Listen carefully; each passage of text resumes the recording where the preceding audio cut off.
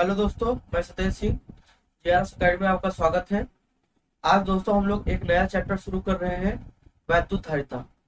अगर एनसीईआरटी के हिसाब से देखा जाए तो इस चैप्टर का नाम है वैद्युत विभव तथा वैद्युत धारिता, जो कि सेकंड चैप्टर है।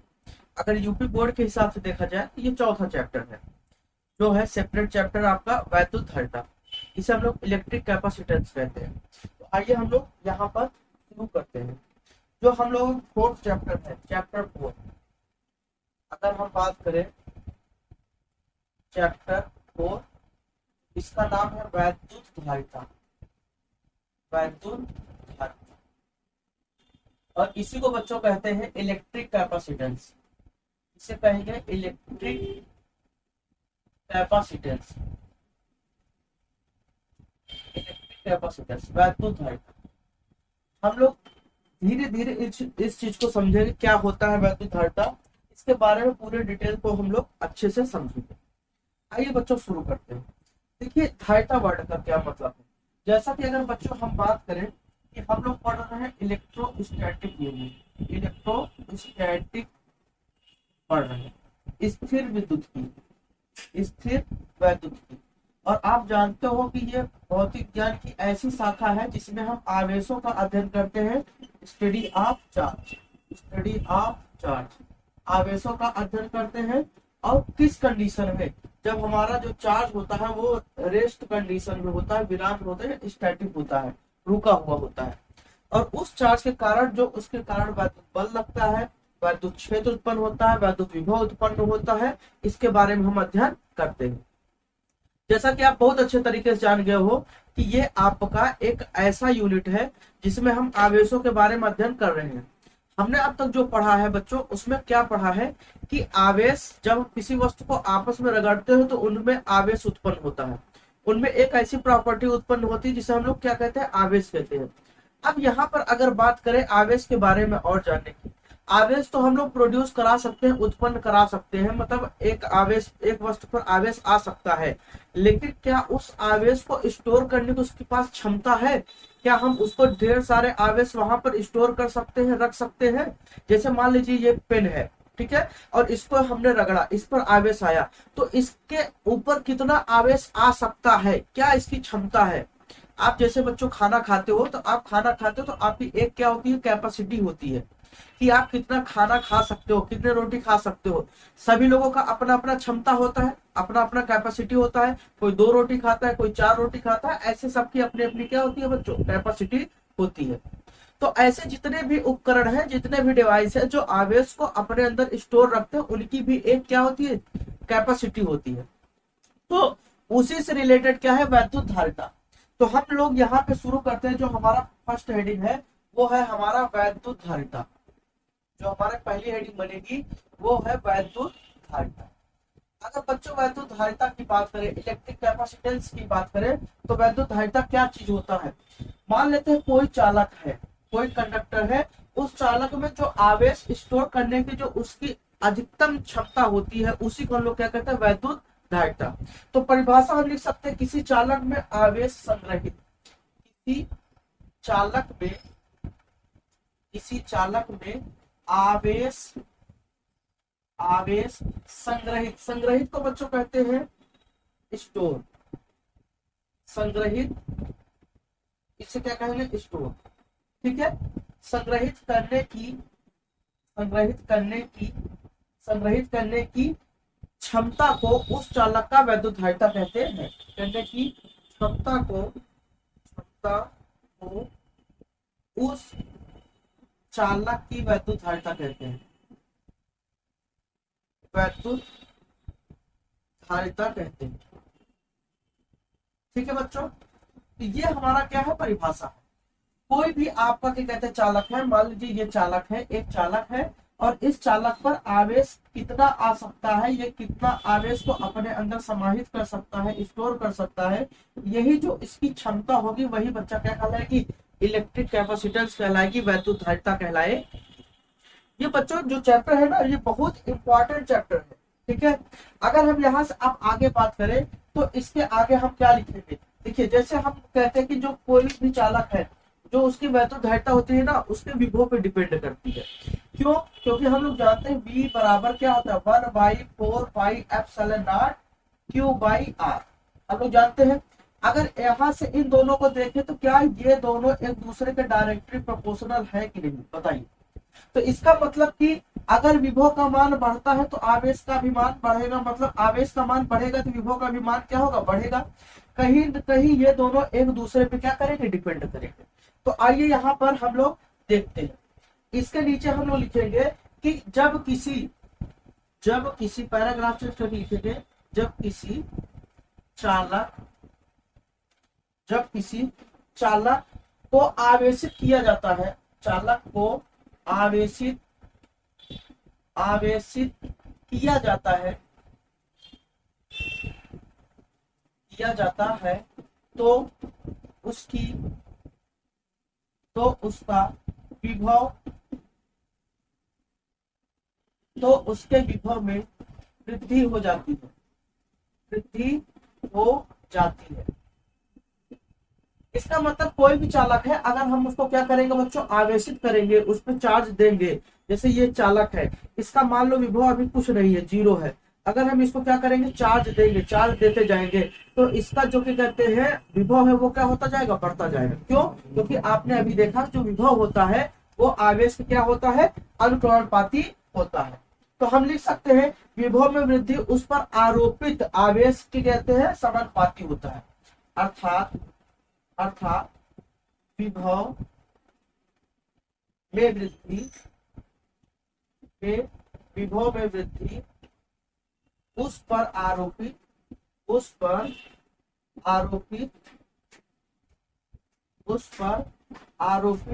आवेश के समानुपाती या अनुक्रमानुपाती होता है। समानुपाती या अनुक्रमानुपाती होता है। इसका मतलब बच्चों क्या है, अगर हमने देखा कि B प्रोपोर्शनल क्या देखा, Q देखा, हमने B प्रोपोर्शनल Q देखा, तो हम यहाँ लिख सकते हैं Q प्रोपोर्शनल V लिख सकते हैं कि नहीं, बताइए। अगर हमने देखा V प्रोपोर्शनल Q, तो क्या Q प्रोपोर्शनल V नहीं लिख सकते हैं? लिख सकते हैं। तो आइए अब आगे देखते हैं कि अगर कहीं भी अनुक्रमणपाती का चिन्ह होता है, तो जब वो हटता है तो वहां पे एक बराबर आता है, साथ में कांस्टेंट आता है।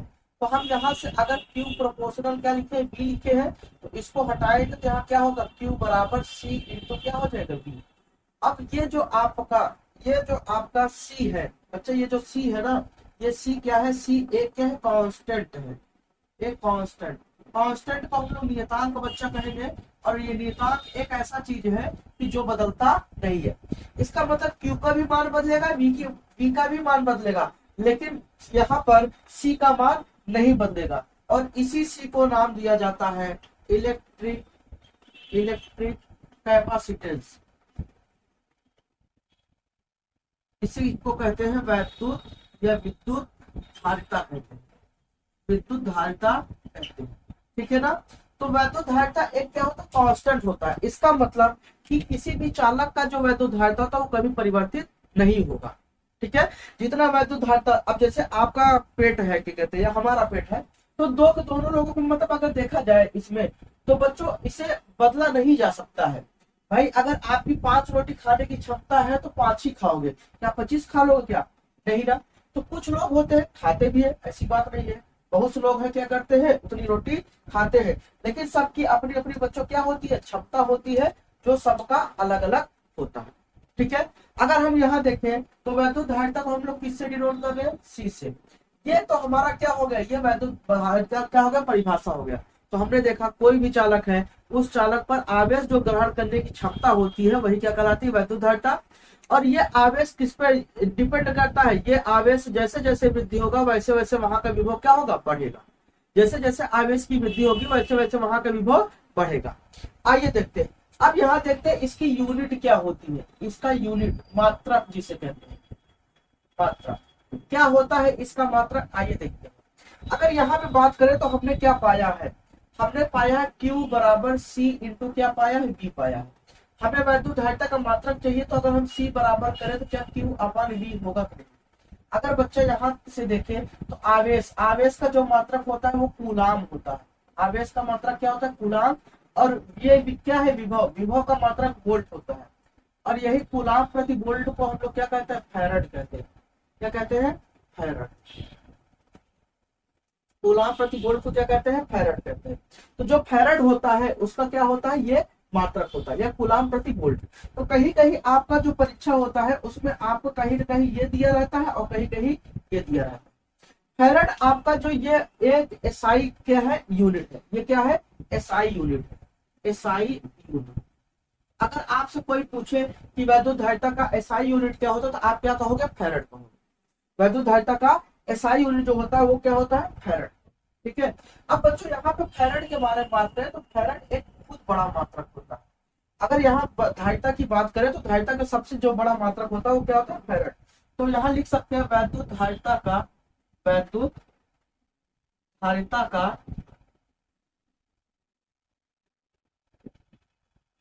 सबसे बड़ा मात्रक, सबसे बड़ा मात्रक फैरड होता है। फैरड होता। और बच्चों आवेश का जो सबसे बड़ा मात्रक था वो क्या होता है? आवेश का जो सबसे बड़ा मात्रक था वो क्या था? फैराडे था। ठीक है, फैराडे। तो यहाँ पर हम लोग क्या लिखेंगे? फैरड। लेकिन बच्चा अगर देखा जाए, अगर देखा जाए इसका कुछ व्यवहारिक मात्रक होता है। इसके कुछ व्यवहारिक, व्यवहारिक का मतलब जो बराबर यूज किया जाता है। ठीक है, व्यवहारिक मात्रक। इसके कुछ व्यवहारिक मात्रक पिकोफैरड, पिकोफैरड तथा माइक्रोफैरड होते हैं। माइक्रोफैरड होते हैं। तो अगर इसका कुछ व्यवहारिक मात्रक देखा जाए, मतलब जो जनरली यूज किया जाता है, जो सामान्यतः लगातार नॉर्मल में हमेशा यूज किया जाता है, उसे क्या कहते हैं? हम लोग पिकोफैरड कहते हैं या माइक्रोफैरड कहते हैं। अगर बच्चा यहाँ पे हम बात करें एक पिको, एक माइक्रोफैरड, एक माइक्रोफैरड की बात करें, एक माइक्रोफैरड, एक माइक्रोफैरड, अब इसी को लिखेंगे ऐसे 1 म्यू फैरड को एफ से लिखेंगे तो एक माइक्रोफैरड बराबर होता है 10⁻⁶ फैरड। ठीक है। अगर हम ऐसे बात करें एक पिकोफैरड, एक पिकोफैरड, एक पिकोफैरड की बात करें तो एक पीएम पिकोफैरड, और ये 10 कितना? -12। तो ये सामान्यतः क्या किया जाता है? यूज किया जाता है। ये सब इसका क्या है? बहुत बड़ा मात्रक है। ठीक है, ये फैरड सबसे क्या है? बड़ा मात्रक है। और ये समानता, और सवाल लगाते समय इन्हीं का हम, इन्हीं दोनों का हम क्या करेंगे? यूज करेंगे। तो बच्चों अब तक जो परीक्षा में आपका पूछा जाता है, कभी कभी आपका एक नंबर में पूछ लेता है वैद्युत धारिता का मात्रक क्या होता है, सॉरी वैद्युत धारिता का परिभाषा क्या होता है, या बहुविकल्पी पूछ लेगा वैद्युत धारिता का एसआई मात्रक क्या होता है। तो एसआई मात्रक में ये आपका पूछ लेगा, या तो कह देगा वैद्युत धारिता का सबसे बड़ा मात्रक क्या होता है। तो क्या होता है बच्चों? फैरड होता है। ठीक है, आइए हम लोग देखते हैं। अब ऐसे बच्चा क्या कहते हैं, अगर हम बात करें तो वैद्युत धारिता क्या होता है? ईएसयू मात्रक भी होता है। ईएसयू मात्रक जिसे हम लोग स्टेट फैरड कहते हैं। तो यहाँ पर अगर हम देखें वैद्युत धारिता का ईएसयू मात्रक, अगर यहाँ हम बात करें वैद्युत धारिता का ईएसयू मात्रक, ठीक है, इलेक्ट्रोस्टैटिक यूनिट जिसे कहते हैं ईएसयू मात्रक। वैद्युत धारिता का अगर ईएसयू मात्रक की बच्चा हम बात करें तो यहाँ पे हम कर सकते हैं कि जो होता है वो होता है स्टेट फैरड होता है। क्या होता है? State farad. ठीक है, स्टेट फैरड, इसे कहेंगे स्टेट फैरड। ये ईएसयू मात्रक है। अगर आपसे कोई पूछे वैद्युत धारिता का ईएसयू मात्रक क्या होता है तो आप सीधा सीधा बता सकते हो स्टेट फैरड होता है। ठीक है। अब यहाँ पे देखें, हम जानते हैं एक फैरड, एक फैरड बराबर आपका होता है एक कूलाम, एक कूलाम बटे एक वोल्ट, एक वोल्ट। बच्चा एक कूलाम और एक वोल्ट, कूलाम प्रति वोल्ट को हम लोग क्या कहते हैं? फैरड कहते हैं। तो एक फैरड बराबर एक कूलाम बटा क्या हो जाएगा? एक वोल्ट। अब हम लोग जैसा कि जानते हैं एक कूलाम बराबर 3×10⁹ स्टेट कूलाम था। क्या था? स्टेट कूलाम, स्टेट कूलाम पहले चैप्टर में हम लोगों ने पढ़ा है। अगर आपने नहीं पढ़ा है तो वीडियो के प्लेलिस्ट में जाइए, चैनल के प्लेलिस्ट में जाइए और वहां पे आप देख लीजिए, ठीक है। आइए देखते हैं। और यही आपका विभो का अगर 1 वोल्ट तो ये होगा 1/300 स्टेट वोल्ट। ये आपको क्या होता है, ये वैल्यू। अगर 1 कूलम की बात करें तो 1 कूलम बराबर होता है 3×10⁹ स्टेट कूलम, और 1 वोल्ट बराबर 1/300 स्टेट वोल्ट होता है। अब बच्चों अगर इसी का हम सॉल्व करें ना, इसी को अगर हम लोग सॉल्व करें आगे, तो ये लगभग 9×10⁻11 9×10⁻11 स्टेट फैरड आएगा, स्टेट फैरड। तो यहां से ये बच्चा आपका क्या हो गया, वैल्यू आ गया। तो अगर कोई कहे 1 फैरड बराबर कितना स्टेट फैरड होता है, तो आप क्या कहोगे 9×10⁻11 स्टेट फैरड होता है। ठीक है बच्चों, तो इसे नोट कीजिए। उम्मीद करता हूं ये आपको समझ में आ रहा होगा। ठीक है बच्चों, आइए आगे बढ़ते हैं। अब यहाँ पे बात करते हैं वैद्युत धारिता का बीबी सूत्र। बच्चों ये सब आता है, कई बार पूछा गया है वैद्युत धारिता का बीबी सूत्र। अगर यहाँ पे हम बीबी सूत्र की बात करें, वैद्युत धारिता, वैद्युत धारिता का बीबी सूत्र,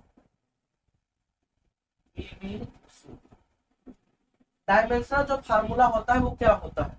तो बच्चों आपने देखा कि क्या कहते हैं, C बराबर क्या होता है, Q/V, C बराबर Q/V। अगर यहां से हम बात करें तो यहां से हम लोग क्या कर सकते हैं, देखिए अगर इसके मात्रा की बात करें तो ये क्या होता है, कूलाम, क्या होता है कूलाम। और इसके मात्रा की बात करें वोल्ट होता है, क्या होता है, वोल्ट। ठीक है, और आप जानते हो V बराबर क्या होता है, क्या होता है, V बराबर W/Q। ये क्या होता है, जूल, और ये क्या होता है, कूलाम। तो जूल प्रति कूलाम को ही तो हम लोग क्या कहते हैं, वोल्ट। तो इसका मतलब वोल्ट की जगह पे हम लोग क्या लिख सकते हैं, जूल प्रति कूलाम। तो आइए बच्चों देखते हैं। तो यहां से क्या हो जाएगा, कूलाम बटे, और ये क्या हो जाएगा, जूल प्रति कूलाम, जूल प्रति कूलाम। अब यहां से देखिए जो ये कूलाम है ये कहाँ चला जाएगा, ऊपर चला जाएगा। अगर बच्चा ये आपका कूलाम ऊपर चला गया तो क्या हो जाएगा, कूलाम स्क्वायर हो जाएगा, और ये आप क्या हो जाएगा, जूल हो जाएगा। अब आप जानते हो जूल का जो बीबी सूत्र होता है, जूल क्या है, कार्य है। ये क्या है, आवेश। अगर इसकी बात करें तो ये क्या है, आवेश है, ये क्या है, आवेश है। और ये क्या है आपका, ये क्या है आपका कार्य है। और कार्य का जो बीबी सूत्र होता है वो M/L/2 T/-2 होता है, और आवेश का क्या होता है, AT होता है। ये हम लोग जानते हैं। तो हम यहां से लिख सकते हैं, अगर यहां से रखेंगे तो यहाँ क्या हो जाएगा, AT क्या हो जाएगा, 2 हो जाएगा, और यहाँ पे क्या हो जाएगा, M/L/2 T/-2 होगा कि नहीं बच्चों। तो ये हमारा क्या हो गया, बीबी सूत्र। हम यहाँ से अब देखेंगे, इसको क्या करेंगे, इसको ऊपर ले जाते हैं। अगर ऊपर ले जाते हैं, यहाँ देखो ये क्या हो जाएगा, A/2 T/2, और ये आपका ऊपर जाता है अगर, तो जानते हो जब ऊपर जाएगा तो चिन्ह क्या हो जाएगा, बदल जाएगा। यहाँ घात कितना है, 1, तो ये क्या हो जाएगा, M/-1। यहाँ घात कितना है, 2, तो L/-2, और यहाँ कितना है, माइनस, तो ये क्या हो जाएगा, प्लस हो जाएगा। आप जानते हो जब भी पावर ऊपर से नीचे या नीचे से ऊपर जाता है उसका चिन्ह क्या हो जाता है, बदल जाता है। तो यहाँ से हम लोग देखेंगे तो देखो M पे क्या है, -1 है ही, L/-2 कोई साथी नहीं है, T देखो ये 2 कितना 4, T पे 4, और A पे कितना 2। तो हम लिख सकते हैं M/-1, L/-2, T पे 4, और A पे कितना 2। यही क्या होगा, ये आपका बीबी सूत्र हो गया। तो अगर आपसे पूछा जाए, आप सीधा सीधा यही से भी कर सकते थे, आप आवेश का बीबी सूत्र पता कर लेते और आप विभव का बीबी सूत्र पता कर लेते, सीधा रख देते, आपका आ जाता। ठीक है ना। तो यहां से ये क्या हो गया, ये आपका वैद्युत धारिता का